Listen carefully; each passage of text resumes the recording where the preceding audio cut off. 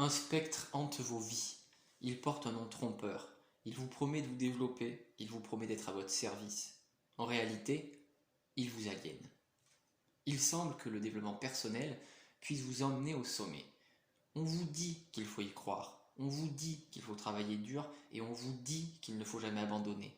Le DP, comme on va l'appeler pour développement personnel, peut effectivement vous apporter des techniques pour évoluer et pour devenir meilleur.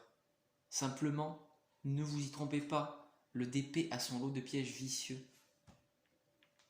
Ici, je vais vous en présenter 3.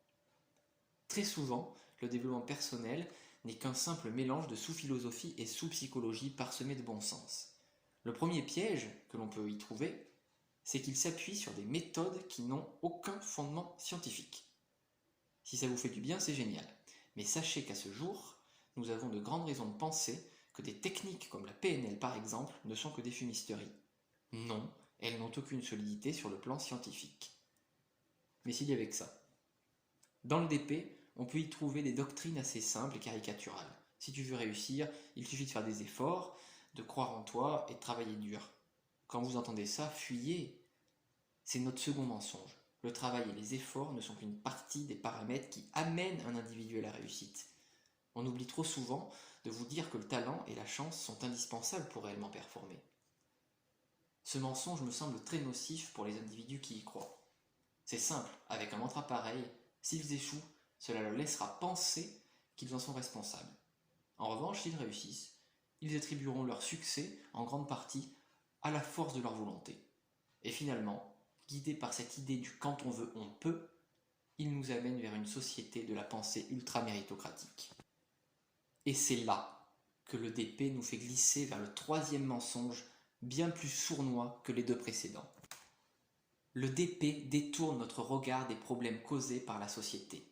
Le DP nous détourne de la politique en nous disant que nous sommes responsables de notre sort. Le DP nous dit de nous changer nous-mêmes, alors que c'est la structure de la société qui doit changer si celle-ci nous rend malheureux. Il n'y a rien de plus anti-politique que le DP. Cette idéologie se complète avec le capitalisme ultralibéral. Elle pousse les gens à se développer avec pour fin de servir une institution qui serait plus grande qu'eux. Le paradoxe est terrible. Cette histoire est une tragédie. Au lieu de créer une société qui sert les individus, ce sont les individus qui s'enchaînent à ce système et réduisent leur émancipation. Si ça ne va pas dans votre vie, ce n'est pas avec de la pensée positive que les règles du jeu vont changer.